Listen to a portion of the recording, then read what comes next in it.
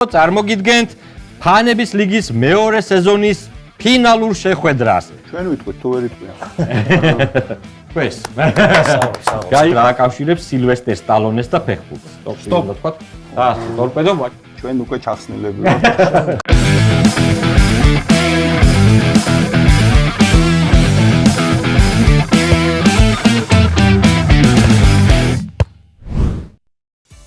მოგესალმებით ყველას. ქართული ფეხბურთის განვითარების ფონდი და Sports Production Studio წარმოგიდგენთ ფანების ლიგის მეორე სეზონის ფინალურ შეხვედრას. სწორედ დღეს აქ გაირკვევა თუ ვინ გაემგზავრება სლოვაკეთში ევროპის ახალგაზრდულ ჩემპიონატზე საქართველოს ნაკრების საქომაგოდ და განსაკუთრებული დღე გვაქვს გარდა იმისა რომ ფინალია ერთგვარი კლასიკოც არის ქართულ კლასიკოც წოდებული როგორც უწოდებენ ხოლმე დინამოსა და ტორპედოს დაპირისპირებას, რადგან დღეს ერთმანეთს სწორედ დინამოსა და ტორპედოს ფანები შეხვდებიან ერთმანეთს ფინალში. მას ასე წარმოგიდგენთ გუნდებს თბილისის დინამო გასული სეზონის, ანუ პირველი სეზონის გამარჯვებული ჩემპიონი გუნდი ლაშა გოდუაძე და გაბრიელ ბერაძე. მოგესალმებით, ბიჭებო, როგორ ხართ? კარგად და საინტერესო ფინალის მოლოდინში. განსაკუთრებულ დაძაბულობას ხომ არ გძენთ ის ზენს ამ ყველაფრის რომ ტორპედოს ეთამაშებით? დინამო ტორპედოს მეტოქეობა დიდ მინდორზე ისტორიული ამბავია და თავიდანვე სასურველი ფინალი იყო დინამო ტორპედო.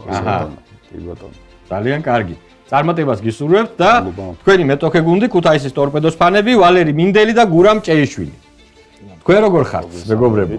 კარგად, საბრძოლო განწყობაზე. დიდი მადლობა, რომ შესაძლებლობა გვაქვს ამ შესანიშნავი თამაშის ფინალში მივიღოთ მონაწილეობა, მოვიკითხავ განსაკუთრებული სიყვარულით ქუთაისელ ჯუნგლებს და ქიმუს და რომლებიც განსაკუთრებულად გულშემატკივრობენ ქუთაისიდან. კი ბატონო, თქვენთვის შარშან ქუთაისის ტორპედო თამაშობდა, მაგრამ პირადად თქვენთვის სადებიუტო სეზონია და ფინალშიც გახვედით. რა მოლოდინები გაქვთ? დარწმუნებული ვარ, დაძაბული ბრძოლა იქნება. და იმედი გვაქვს, რომ მოვიგებთ და ქუთაისის გულშემატკივრებას გავახარებთ ამით. კი ბატონო, წარმატებას გისურვებთ, რა თქმა უნდა, თქვენც ეს გარდა იმისა, რომ არის ესე იგი ორი საგზური სლოვაკეთში, ეს მშვენიერი მოხდენილი თასიც გადაეცემა გამარჯვებულს. წარმატება მინდა გისურვოთ, რა თქმა უნდა, ორივე გუნდს. წესები უცვლელია, უბრალოდ დაემატა ერთი პატარა რაუნდი, რომელსაც უკვე შემდეგ გეტყვით.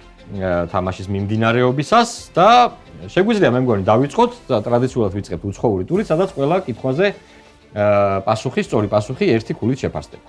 ფანების ლიგის მეორე სეზონის ფინალი, უცხოური ტური, პირველი შეკითხვა.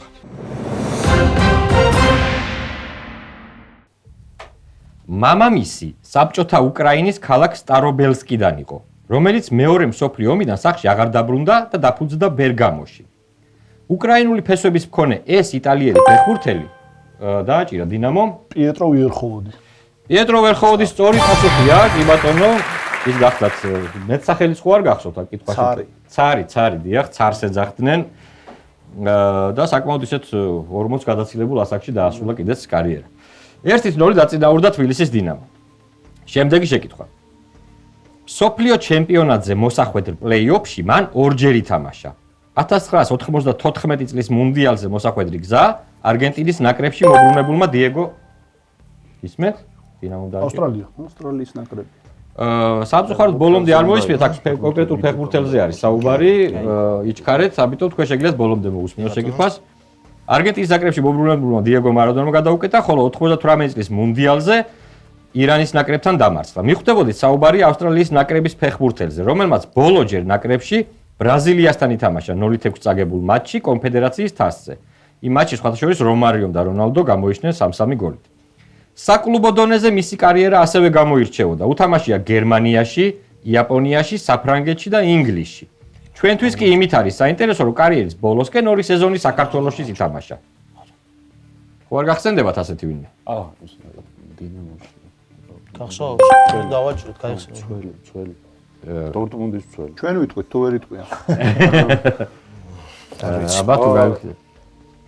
ნედზელიჩი. თქვენს. გაიხსენეს და ერთი გახდა ანგარიში, ხო, იჩქარეთ თქვენ რა თქმა უნდა ავსტრალია ადვილის იყო, სადეგრე ადვილად აღარ არის ფინალისტა. მაგრამ რაღაც 1-2 კითხვა შედარებით არის. ამოსასუნთქი კითხვები არის მართალი გითხრათ 1-2, მაგრამ თან ეგრე მარტივადაც არ არის. ეროვნულ ნაკრებში, რომლის წევრიც ეს ფეხბურთელია, ტრადიციულად წარმოშობით სურინალმელების თამაშობენ. თავად მას კი ინდონეზიური ფესვები აქვს დედის მხრიდან. სახელი მამამისმა, ასევე ფეხბურთელმა იმ დროის ნიდერლანდების ჩემპიონატში მოთამაშე ნიგერიელის საპატივცემლოდ დაარქვა. ისმენთ? ტორპედომ დააჭირა ტიჯანი რეინდერსი. ტიჯანი რეინდერსის სწორი პასუხია. კი ბატონო, სად ნიგერიელის საპატივცემლოდ დაარქვაზე? ბაბანგიდას საპატივცემლოდ. კი ბატონო, ბაბანგიდას საპატივცემლოდ დაერქვა რეინდერს სახელი. 2-1 დაწინაურდა ტორპედო. შემდეგი შეკითხვა. ამ ნაკრებმა მოიგო თავისი პირველივე თამაში ისტორიაში. მეცაც გეტყვით, მოიგო პირველივე ტურნირი, რომელშიც მონაწილეობას იღებდა. უფრო მეტიც, როცა მსოფლიო ჩემპიონატის ფინალურ ეტაპზე მოხვდა, იქაც მოიგო პირველივე თამაში და ჯგუფიდანაც კი გავიდა. სულ მსოფლიოზე 6 ჯერ ითამაშა. ყველაზე წარმატებული კი 2014 წლის მსოფლიო იყო, როცა 5-დან არც ერთი მატჩი არ წაუგია, მეოთხედფინალში გავიდა და იქიდანაც ისმეთ? ეს უნდა იყოს შვეიცარია? არ არის სწორი პასუხი შვეიცარია. გავაგზავნებთ პროტის ბოლომდე, როცა 5-დან არც ერთი მატჩი არ წაუგია, მეოთხედფინალში გავიდა და იქიდანაც პენალტების მერე გავარდა. ჯგუფში კი სადაც ინგლისი, იტალია და ურუგვაი ჰყავდა, სულაც პირველ ადგილზე გავიდა. კოსტარიკა. კოსტარიკა, სწორი პასუხი, პირველივე თამაში მოიგო სპარტაშვილის რაც თამაშა ისტორიაში. ის ტურნირის მოიგო და მერეც პირველივე მსოფლიოზე გავიდა ჯგუფიდან. 2-2 გახდა ანგარიში და უცხოური ტურის ბოლო შეკითხვა. ძალიან გაგიკვირდება თუ გითხავთ რა აკავშირებს სილვესტერ სტალონეს და ფეხბურთს. ამერიკელმა რეჟისორმა ჯონ ჰიუსტონმა 1981 წელს გადაიღო ფილმი გაქცევა გამარჯვებისკენ, რომელიც მეორე მსოფლიო ომის დროს ნაცისტური გერმანიის და ტყვეების შორის გამართული მატჩის ისტორიას მოგვითხრობს. ფილმში მთავარ როლებს სილვესტერ სტალონე და მაიკლ კეინი ასრულებენ. დანარჩენ როლებში კი ნამდვილი ფეხბურთელები არიან და მათ შორის 3 ისეთი, რომელთაც მსოფლიო ჩემპიონატი აქვთ მოგებული. ფილმი თუ არ გინახავთ დახმარებასავით გეტყვით, რომ ერთი მსოფლიო ჩემპიონი 1966 წელს გახდა, მეორე 1978 წელს, ხოლო მესამემ სულაც 3 ჯერ მოიგო მსოფლიო ჩემპიონატი. დინამომ დააჭირა. გისმენთ? და ჩამოთხოვოთ მსოფლიო ჩემპიონები. პელეა, ბობი მური და ფრანც ბეკენბაუერი. არა, არ არის სწორი პასუხი. დავასრულებ მას შეკითხვა. 3 ჯერ მოიგო მსოფლიო ჩემპიონატი და გადაღების დროს მხოლოდ ერთი დუბლი დასჭირდა და შეესრულებინა მაკრატელა. გაიხსენეთ 3 მსოფლიო ჩემპიონი ფეხბურთელი. ეს 3 ვინა? თქვენ გაქვთ? პელეა ერთი, მეორეა ბობი მური ფულერი ხო? და გერდ მიულერი? არ არის სწორი პასუხი ოსვალდო არდილესია. ოსვალდო არდილესია 78 იყო. გერმანელი მახსოვდა რატომ ხოცა? არა, ნახე 66, 78 და 3 გზის მსოფლიო ჩემპიონი. მოსტა პასარელა მახსოვდა. 2-2 დარჩა ანგარიში. ხო, ნუ ბობი მური და პელე სწორად გამოიცანეთ, რა თქმა უნდა და ოსვალდო არდილესი იყო. 2-2-ია უცხოური ტურის შემდეგ და გადავდივართ ფოტო ტურზე. ფოტო ტურში იგივე წესები გვაქვს, მეგობრებო, თავიდან გამოჩნდება ფოტო 3-4-ზე ასეთი სახელწოდებით, სადაც უნდა გამოვიცნოთ რომელიმე ფეხბურთელი. აქ შევდავთ რა. გამოჩნდება ჯერ პირველი ფრაგმენტი ვნახოთ ფოტოში.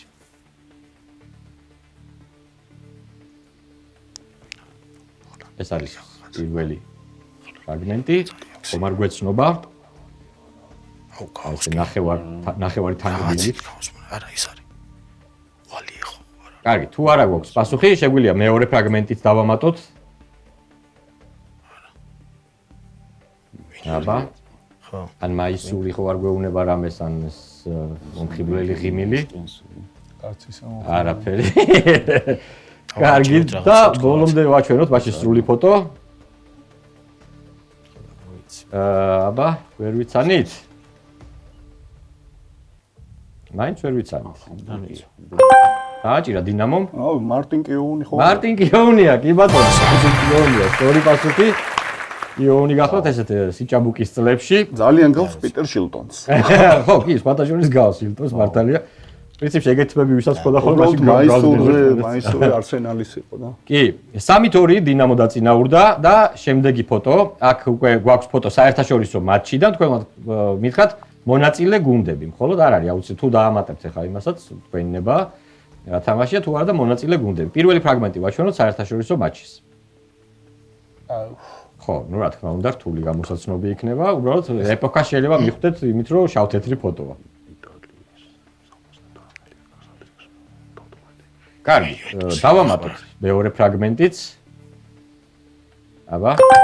გისმენთ, დინამომ დააჭირა. ეს უნდა იყოს საბჭოთა კავშირი გერმანიის ფედერაციული რესპუბლიკა. აი საბჭოთა კავშირი კი რა, გერმანია შეგონა. ეს მაისურებით და შავი შორტებით. კი, ხო არ გახსოვს რა თამაში შეიძლება იყოს. სწორი პასუხია. ვარაუდი, არა, ევროპის ჩემპიონატი. სავარაუდოდ 72 წლის წელს და გავხსნათ ბოლომდე, იმიტომ რომ ქართველები გამოჩნდებიან. კი ბატონო, აგერ რეზვას ზოძუაშვილი. შავ-თეთრი. ბატონო? 72 შავ-თეთრი. ყოველ შემთხვევაში ესეთი ფოტო იყო. მაისურები? არა, ისა კადრი შავ-თეთრი. არა, კადრი ფერადებიც არის, მაგრამ ფერადებიც არის ალბათ, მაგრამ 4-2 დაწინაურდა დინამო და გადავდივართ ორქულიან კითხვებზე, მეგობრებო. და შემდეგი ფოტო იქნება ქართული ფეხბურთიდან, ანუ საქართველოს ნაკრების, ანუ რომელიმე ქართული კლუბის მატჩიდან, აქაც უნდა დავასახელოთ ორივე გუნდი, ვინც ამ თამაშში იღებდა მონაწილეობას. პირველი ფრაგმენტი თუ შეიძლება. დინამომ დაასრო ისევ. ეს უნდა იყოს საქართველოს ნაკრები და ბულგარეთი. საქართველოს ბულგარეთის სწორი პასუხია, კი ბატონო, სწორი პასუხია და გასწრეს ამჯერად თორე თქვენს იცი რომ მზათიყავით და 6-2-ია ანგარიში. გადავდივართ შემდეგ ტურზე, მეგობრებო. მინდა გითხრათ რომ აქაც არის ორქულიანი კითხვები და ეს არის ევროტური. ვინაიდან ჩვენი თამაშის გამარჯვებული მიემგზავრება ევროპის ჩემპიონატზე, სლოვაკეთში, ახალგაზრდულ ჩემპიონატზე, ფინალისტვის გადავწყვიტეთ რომ მომემზადებინა 3 შეკითხვა, რომელიც ეხება ევროპის ახალგაზრდულ ჩემპიონატებს. შესაბამისად, სწორედ ამ თემაზე იქნება შემდეგი კითხვები, ორქულიანი კითხვები, 6-2 ანგარიში და ევროტურის ფოტოტურია, ბოდიში. ბატონო? ფოტოტურია? არა. კითხვები, ჩვეულებრივი. ჩვეულებრივი ფოტოტური მორჩა. ჩვეულებრივი კითხვები. ძალიან ბლიც კითხვებია, ასე რომ დიდი ხანია არ იქნება, ძალიან ისეთ მოკლე კითხვები არის, უბრალოდ რამდენად გვახსოვს ევროპის ახალგაზრდულ ჩემპიონატი. მაშ ასე ევროტურის პირველი შეკითხვა. ევროპის ახალგაზრდული ჩემპიონატის ზედიზედ 3-ჯერ მხოლოდ ამ ნაკრებს აქვს მოგებული. დაასრო ისევ დინამომ. იტალია. იტალია სწორი პასუხია. 8-2 ანგარიში, შემდეგი შეკითხვა. ეს ნაკრები 3-ჯერ იყო ევროპის ახალგაზრდული ჩემპიონატის ფინალში, მაგრამ 3-ვეჯერ დამარცხდა. ეს ნაკრები 3-ჯერ იყო ევროპის ახალგაზრდული ჩემპიონატის ფინალში, მაგრამ 3-ვეჯერ დამარცხდა. აბა, ვინ დინამომ გაურისკა ისევ? პორტუგალია ხო არაა? პორტუგალია, სწორი პასუხი სწორად გარისკეს და 10-2 ანგარიში. ბიჭებო, ჯერ წინ არის ყველაფერი, ბევრი ორქულიანი კითხვაა წინ და ქალაქობანას მთელი ამბავი კიდე. შემდეგი შეკითხვა ევროპის ახალგაზრდული ჩემპიონატიდან. ევროპის ახალგაზრდული ჩემპიონატის საუკეთესო მოთამაშედ ყველაზე მეტჯერ 6-ჯერ სწორედ ამ ნაკრების ფეხბურთელები დაასახელეს. ისევ დინამომ დაასწრო. ესპანეთის სწორი პასუხია. გასწრებენ როგორც ხედავ. სისხარტე ცოტა უნდა მოუმატოთ. 12-2 ანგარიში დინამო სასარგებლო და გადავდივართ ქართულ ტურზე. ნიგერიაში წყალი არ მოდიოდა და ბოთლებში რაც იდგა, იმით გადავიბანეთ. ასე იხსენებდა ეროვნული ნაკრების ცნობილ სტუმრობას ნიგერიაში საქართველოს ნაკრების ეს ფეხბურთელი, რომლის კარიერა ლეგენდარულ თბილისის დინამოში 1991 წელს დაიწყო. პირველი ეროვნული ჩემპიონატი რუსთავის გორდაში ითამაშა და პროფესიული კარიერაც იგივე რუსთავულ კლუბში დაასრულა, ოღონდ უკვე სახეშეცვლილ მეტალურგში. გარდა ამ კლუბებისა უთამაშია კვიპროსზე, აპოელში და რუსეთში ჟემჩუჟინაში. ეროვნულ ნაკრებში მის ანგარიშზე 20 მატჩია და 1 გოლი. გოლი ერთ-ერთი აფრიკული ნაკრების კარში. ასევე მას უთამაშია ნაკრების ისტორიულ პირველ შეხვედრაში ლიეტუვის ნაკრებთან 1990 წელს. ხოლო უკანასკნელად ეს უნდა იყოს გია ფირცხალავა. არ არის გია ფირცხალავა, სწორი პასუხი და დავასრულებ შეკითხვას თქვენთვის, ხოლო უკანასკნელად ნაკრებში იტალიასთან ითამაშა 1996 წელს. კილასონია ხო შეიძლება? ისმენთ? ვარლამ კილასონია იყოს. დიმიტრი კუდინოვია, ეს ფეხბურთელი, დიმიტრი კუდინოვი. კილასონია. სამწუხაროდ ვერ გამოიცანით და ანგარიში უცვლელი დარჩა, ვაგრძელებთ. შემდეგი შეკითხვა ქართული ტურიდან.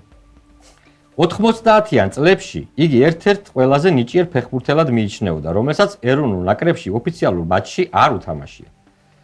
გიორგი ქინქლაძესთან ერთად იზრდებოდა და ერთ გუნდში თამაშობდნენ. ისმე? უნდა იყოს გიორგი ანჩაბაძე. ანჩაბაძე სწორი პასუხია, გიორგი ანჩაბაძე სწორედ ის გახლდათ, რომელიც გამოირჩეოდა მაშინდელ დინამოში. და 14-2 ანგარიში. შემდეგი შეკითხვა. უნდა გაიხსენოთ მატჩი შემდეგ შეკითხვაში. ეს იყო პირველი ფრე საქართველოს ნაკრებისთვის შესარჩევ ეტაპებზე. და ამ ფრის გამო მეტოქეს თოვლიან მინდორზე მოუწია ბრძოლა მუნდიალზე მოსახვედრად. ეს იყო მაშინ ჯერ კიდევ სამგზის გისმენთ? იტალიასთან თბილისში. კი ბატონო, საქართველოს იტალია იყო სწორი პასუხი 16-2 ანგარიში. შემდეგი შეკითხვა. ამ ქართული კლუბის მეტოქეების რაოდენობა ევროთასებზე სულ 10-ია. ანუ ეს ქართული კლუბი ევროთასებზე 10 სხვადასხვა კლუბს შეხვდა. პირველი კლუბი, ვისაც ევროთასებზე შეხვდა, იგივეა, ვისთან დაპირისპირების შემდეგაც ჩემპიონთა ლიგიდან მოიკვეთა დინამო. ისმენთ? ტორპედომ დაასწრო. ეს უნდა იყოს რუსთავის ოლიმპი? არ არის სწორი პასუხი რუსთავის ოლიმპი, თქვენ შეგიძლიათ მოისმინოთ.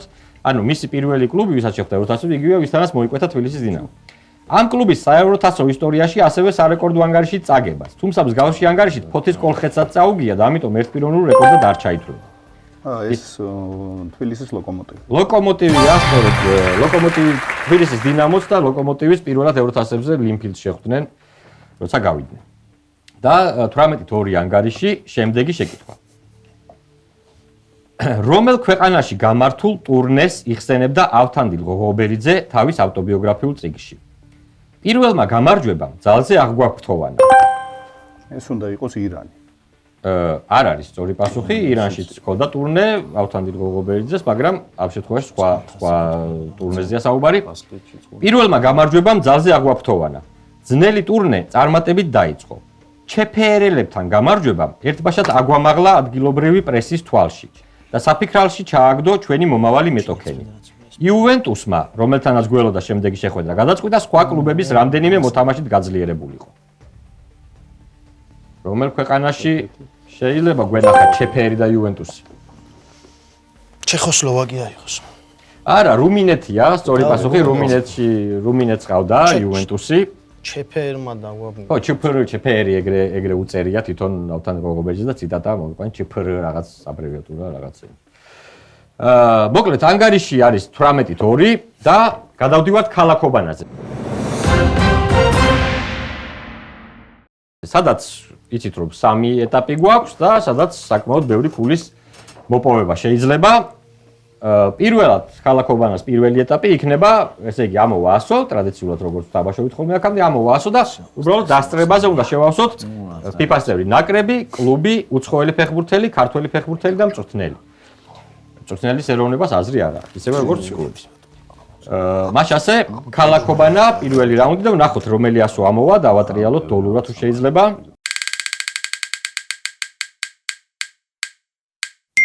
ასობგერა რ. თავისუფალი რაუნდია, ქვეყანა, კლუბი, უცხოელი ფეხბურთელი, ქართველი ფეხბურთელი და მწვრთნელი. აქ ნუ სტოპი უნდა თქვა. და ტორპედო ვაჩვენოთ თუ შეიძლება კამერებს. კამერებს ვაჩვენოთ. საუბრობ თქვენ. მოკლედ 18-2 იყო ანგარიში აქამდე და ახლა ვნახოთ როგორ განვითარდება მოვლენები. ნაკრები რ-ასოზე რუმინეთი. კი ბატონო, თითო კულა 19-3, კლუბი რეიმსი. რენი. 2 კულა 21-5, უცხოელი ფეხბურთელი. რუმენია. უეინ რუნი. კი ბატონო, 2 კულა 23-7 და თქვენ უკვე ქართველი ფეხბურთელი და მწვრთნელი ვერ მოასწარეთ, თქვენ ქართველი ფეხბურთელი. ნუკრი რევიშვილი. კი ბატონო, რევიშვილი 3 კულა და მწვრთნელი გირო. როგორ აი მაგიტომ მოასწრეს უცებად. კი ბატონო, 6 კულა დაგემატათ თქვენ. სახელების ხო არ დაწერე. ანუ 23-7 იყო ანგარიში და 23-13 გახდა ანგარიში. აი ესე უცებ ერთ რაუნდში 6 კულა დაკაჩა ქუთაისის ტორპედო და გადავდივართ შემდეგ ეტაპზე. ახლა უკვე მე ვსვავ კითხვებს და ამ კითხვებს პასუხობთ თქვენ. ამ კითხვების მიხედვით უნდა დაწეროთ პასუხები. დავატრიალოთ დოლურად, ვნახოთ რა ასო ამოვა და იმ ასოზე დავსვავ შეკითხვებს.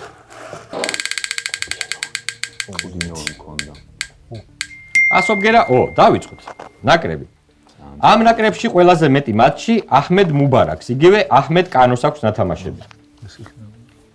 ამ ნაკრებში ყველაზე მეტი მატჩი აჰმედ მუბარაკს, იგივე აჰმედ კანოს აქვს ნათამაშები. კლუბი. ევროთასებზე ბათუმის დინამოს ისტორიაში პირველი მეტოქე სწორედ ეს კლუბი იყო. ევროთასებზე ბათუმის დინამოს ისტორიაში პირველი მეტოქე სწორედ ეს კლუბი იყო. უცხოელი ფეხბურთელი. მას მოგებული აქვს ინგლისის პრემიერლიგაც და ორივე თასიც. ასევე ჩემპიონთა ლიგა, UEFA-ს სუპერთასი და მსოფლიოს საკლუბო თასი. 2014 წელს კი ბელგიის იმედის მომცემი ტალანტის პრიზიც მოიგო. ანუ მოგებული აქვს მას ინგლისის პრემიერლიგა, ორივე თასი, ჩემპიონთა ლიგა, UEFA-ს სუპერთასი, მსოფლიოს საკლუბო თასი, 2014 წელს კი გახდა ბელგიის ესეთი ამომავალი ვარსკვლავის პრიზი, ასე ვთქვათ, იმედის მომცემი ტალანტის პრიზიც მოიგო. ქართველი ფეხბურთელი. ამ ქართველს დინამოშიც უთამაშია და ტორპედოშიც. საქართველოს ჩემპიონობის გარდა ტიტული აზერბაიჯანშიც მოიგო ბაქოს ინტერის შემადგენლობაში. ამ ქართველს დინამოშიც უთამაშია ტორპედოშიც და საქართველოს ჩემპიონობის გარდა ტიტული აზერბაიჯანშიც მოიგო ბაქოს ინტერის შემადგენლობაში. მწვრთნელი. შოთა არველაძეს პირველ აიაქსურ სეზონში სწორედ ის წვრთნიდა. შოთა არველაძეს პირველ აიაქსურ სეზონში სწორედ ის წვრთნიდა. კი ბატონო, დავიწყოთ. ესე იგი, ანგარიში 23 ვაჩვენოთ კამერებს, კი ბატონო. და მივყვეთ. ნაკრები, მე მგონი ომანი. ხო, იმიტომ რომ ოასოზე სხვა ქვეყანა არ არსებობს სამწუხაროდ და შესაბამისად, ანუ ქართულად ოზე სხვაასო არ გვაქვს. ისა სხვა ქვეყანა არ გვაქვს. 23-ით 13 იყო, 24-ით 14 გახდა ანგარიში. კლუბი ბათუმის დინამოს ისტორიაში პირველი თქვენ? არა გაქვთ. ობილიჩი იყო, სერბული ობილიჩი იყო ეს კლუბი. 27-ით 14 სამი კლუბი დაგემატათ თქვენ. ფეხბურთელი, რომელსაც ეს ინგლისში ყველაფერი აქვს მოგებული და 2014 წელს ბელგიის იმედის მომცემი ტალანტის დივოკ ორიჯი. ორიჯი სწორი პასუხია. 28-ით 15 ანგარიში. ქართველი ფეხბურთელი, რომელიც დინამოშიც თამაშობდა და ტორპედოშიც თამაშობდა და აზერბაიჯანში. ბატონო? ოდიკაძე. ოდიკაძე სწორი პასუხია. 29-ით 16 და შოთის პირველი მწვრთნელი აიაქსში. თქვენ არ გიწერთ, ხო? მორტენ ოლსენი იყო პირველი მწვრთნელი. 32-ით 16-ია საბიკულად თქვენ დაგებატათ და ბოლო რაუნდი. ბოლო რაუნდი, რომელსაც ამ შემთხვევაში 100-ს აღარ გეუბნებით რა 100-ზე იწყება და ისე თქვენით უნდა გამოიცოთ მე ვსვამ პირდაპირ კითხვებს. ყველა პასუხი ისევ ერთი და იგივე 100-ზე არის. მაშასე დავიწყოთ. ამ ნაკრების ყველა დროის საუკეთესო მეგოლე ლესტერ მორეა. თვითონ ნაკრებს კი მსოფლიო ჩემპიონატზე ერთადერთხელ 1928 წელს აქვს ნათამაშები. ამ ნაკრების ყველა დროის საუკეთესო ბომბარდირი ლესტერ მორეა. თვითონ ნაკრებს კი მსოფლიო ჩემპიონატზე ერთადერთხელ 1928 წელს აქვს ნათამაშები. ამ აზიური კლუბის ფეხბურთელები სხვადასხვა დროს იყვნენ ზიკო, ლეონარდო, მაზინიო და სხვები. ამ აზიური კლუბის ფეხბურთელები სხვადასხვა დროს იყვნენ ზიკო, ლეონარდო, მაზინიო და სხვები. უცხოელი ფეხბურთელი. 2000-იანი წლების ტოტენჰემის ეს მცველი ის იშვიათი მოთამაშეა, რომელსაც კლუბი არასდროს შეუცვლია და ახლაც ლონდონელთა კლუბის ელჩის პოზიციას იკავებს. 2000-იანი წლების ტოტენჰემის ეს მცველი ის იშვიათი მოთამაშეა, რომელსაც კლუბი არასდროს შეუცვლია და ახლაც ლონდონელთა კლუბის ელჩის პოზიციას იკავებს. ქართველი ფეხბურთელი. თბილისის დინამოს ეს მცველი 1967 წელს საბჭოთა კავშირის ნაკრების შემადგენლობაში ევროპის ჩემპიონი გახდა იუნიორთა შორის, ლევან ნოდიასთან და რეზო ჭოხონელიძესთან ერთად. თბილისის დინამოს ეს მცველი 1967 წელს საბჭოთა კავშირის ნაკრების შემადგენლობაში ევროპის ჩემპიონი გახდა იუნიორთა შორის, ლევან ნოდიასთან და რეზო ჭოხონელიძესთან ერთად. და მწვრთნელი. ვით ჯორჯია საქართველოს ჩემპიონი პირველად სწორედ ამ მწვრთნელის ხელში გახდა. ვით ჯორჯია საქართველოს ჩემპიონი პირველად სწორედ ამ მწვრთნელის ხელში გახდა. მაშასე დავასრულეთ კითხვები, მეგობრებო. ვაჩვენოთ კამერებს თუ შეიძლება პასუხები და შეგვიძლია დავიწყოთ. ქვეყანა, მოკლედ, ნაკრები, რომლის საუკეთესო მეგობარი არის ლესტერ მორე და რომელსაც 1938 წელს აქვს მსოფლიოზე ნათამაშები. ინდონეზია დავწერეთ. თქვენ? კენია გვიწერია და საერთავირია თვითონ. არა, მე მგონი ისინი არიან. კუბა არის სწორი პასუხი. ამ შემთხვევაში თქვენ 100 გამოიცადეთ და აქ უკვე არასწორად არის 100 წასული. კუბის ნაკრების არის ლესტერ მორე და 38 წელს ითამაშა კუბა. კლუბი, აზიური ფეხბურთელების აზიის კლუბი, რომელშიც ზიკო, ლეონარდო და მაზინიო თამაშობდნენ. ჩვენ უკვე ჩახსნილები ვართ. კაშიმა ის. კაშიბა არის ხო, თქვენ სხვა გიწერეთ. თქვენ იოკოჰამა. თქვენ კაშიბა გიწერეთ. ყველა ნული გვაქვს ხა უკვე. ანუ თქვენ ყველა ნული გაქვთ. 32-19, ანუ სამი ქულა თქვენ. უცხოელი ფეხბურთელი, ხო, ტოტენჰემის ფეხბურთელი. ლედლი კინგი, სწორი პასუხია 32-22 ანგარიში. ქართველი დინამოს მცველი, რომელიც იუნიორთა შორის ევროპის ჩემპიონი გახდა. კანთელაძე? ფირუზ კანთელაძეა, სწორი პასუხი, კი ბატონო. 32-22 პირუს კანთელაძე სამწუხაროდ ვერ გაიხსენეთ და ვიჯორჯია პირველად ჩემპიონი. კარნევალი. კარნევალი. არის კარნევალი მერაბ კოჭლაშვილი იყო. ქართველი მოხსოვდა, ხო, მართლა. კოჭლაშვილი იყო, სწორი პასუხი, ეს არ არის სწორი. მაშასე, მეგობრებო, დღევანდელ ჩვენს ფინალში ანგარიშის 32-22 გაიმარჯვა თბილისის დინამომ. გილოცავთ, მეგობრებო. ეს თასი თქვენ მეორე თასი უკვე მეორე თასი დაიდეთ ბინას თქვენს მუზეუმში. გილოცავთ ზედიზედ მეორედ გაჩემპიონებას და მე კიდევ ერთხელ შეგახსენებთ რომ თბილისის დინამოს ფანები ლაშა გოდუაძე და გაბრიელ ბერაძე გაემგზავრებიან სლოვაკეთში ევროპის ჩემპიონატზე საქართველოს ნაკრების საქომაგოდ. კიდევ ერთხელ გილოცავთ თქვენ ძალიან დიდი მადლობა ბიჭებო, სადებიუტო სეზონი იყო თქვენთვის, ძალიან მაგრად გამოიარეთ, ფინალამდე მაგრად მოხვედით. ფინალშიც შევხედე მე რომ ძალიან ბევრი კითხვები დაგასწრეს მეტოქეებმა, თორემ დარწმუნებული ვარ თქვენს ხონდათ ძალიან ბევრი პასუხი. ბოლოს დაკაჩვის ცდილობაც იყო, მაგრამ ნუ უკვე სამწუხაროდ ვეღარ მოახერხეთ. წარმატებას გისურვებთ შემდეგ სეზონში, დარწმუნებული ვარ რომ თქვენ შემდეგ სეზონში იმედი მაქვს ყოველ შემთხვევაში რომ მიიღებთ მონაწილეობას. თქვენ რა თქმა უნდა კიდევ ერთხელ გილოცავთ და მაყურებლებს შეგახსენებთ რომ ამით ჩვენი მეორე სეზონი, ფანების ლიგის მეორე სეზონი დასრულებულია, ფანების ლიგის, რომელსაც წარმოგიდგენდა ქართული ფეხბურთის განვითარების ფონდი და Sports Production Studio. კარგად ბრძანდებოდეთ. წარმატებები თქვენს მეგობრებო, თქვენს კლუბებს და წარმატებები საქართველოს ახალგაზრდულ ნაკრებს ევროპის ახალგაზრდულ ჩემპიონატზე. კარგად ბრძანდებოდეთ.